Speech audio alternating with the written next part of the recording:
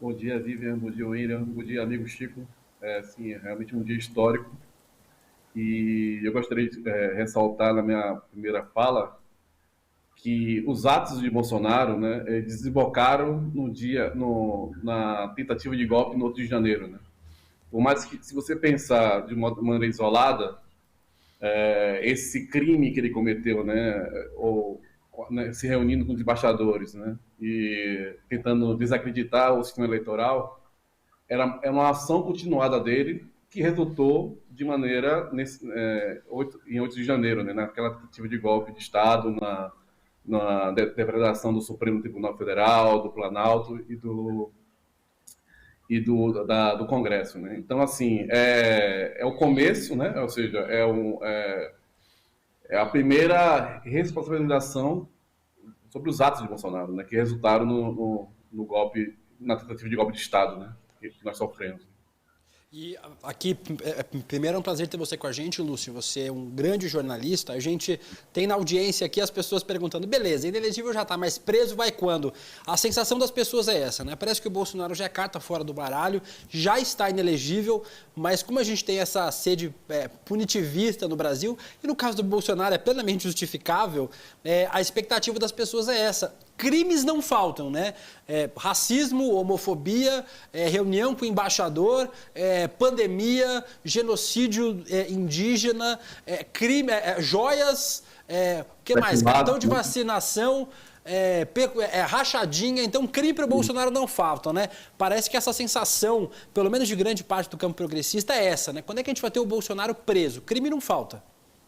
É isso, né? Ele tem uma série ele tem um cartel, digamos assim, né? De atos criminosos feitos durante toda a carreira, inclusive antes de ser presidente, né? Bolsonaro basicamente vem se livrando, né, de ações penais desde que começou sua carreira como vereador do Rio de Janeiro. Ele cometia, né, o crime de peculato, ou seja, ele forçava funcionários do seu gabinete na Câmara de Vereadores e na Câmara de Deputados a repassarem, né, parte do salário dele, dos salários para o Bolsonaro. Ou seja, ele tem uma carreira, né, criminosa dentro da política, né, que só foi, na verdade, intensificada quando ele se tornou presidente da República. Né? É até interessante falar quando ele se defende, né, ontem, acho que foi ontem na CNN, né, que ele deu uma entrevista, ele disse que aquele encontro com embaixadores era um encontro privado, estava na minha casa. A casa, na verdade, era o Palácio da Alvorada, né? Ou seja, não era a casa dele, né? Ele estava morando lá como representante do Estado brasileiro, né? Então, assim, só para você ter uma ideia de como ele se aposta, né?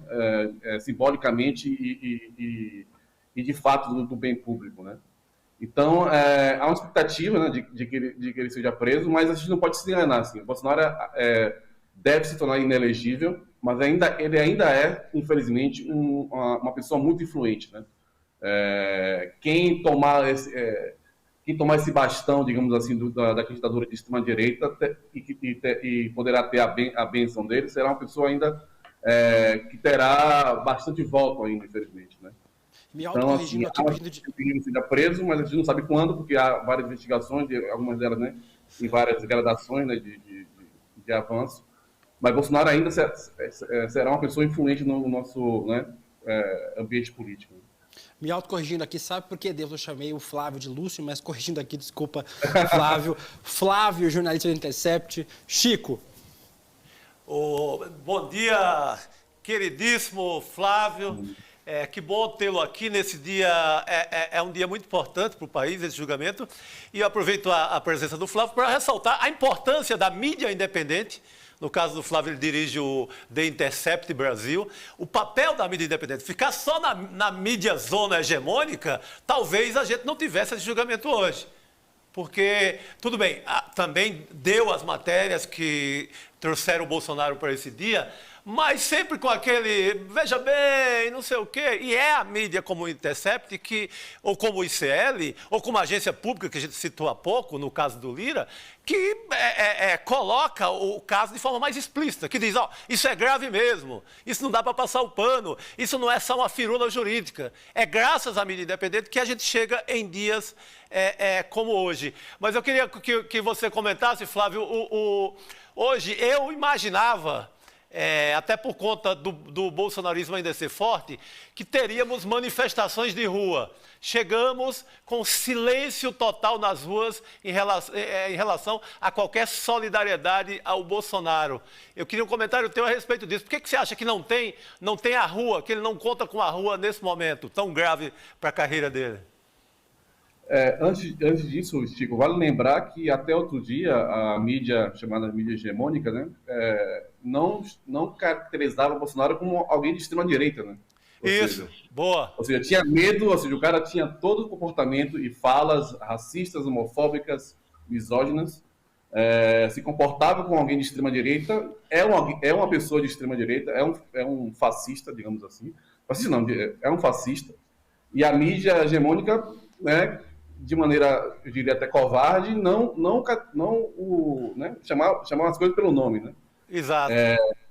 Eu acho que, Chico, primeiro, a gente não pode subestimar o poder de convocação dessas pessoas, né, desse grupo, né, de extrema-direita para as ruas, mas acho que nesse momento eles se sentem acuados, porque você tem várias investigações, né, dos atos antidemocráticos, você tem ainda pessoas presas, né, que participaram daquela intentona golpista em Rio de Janeiro. Você tem um julgamento em que Bolsonaro não tem chances, né, de sair e ser absorvido. Então, eu acho que nesse momento, esse campo político, essas pessoas estão acuadas, né, retraídas, né? Mas a gente não pode subestimar o poder de mobilização que eles têm, né? O 8 de janeiro é uma prova disso, né? Mas nesse momento eu acho que o cenário político faz com que o Bolsonaro não tenha esse apoio na rua nesse momento.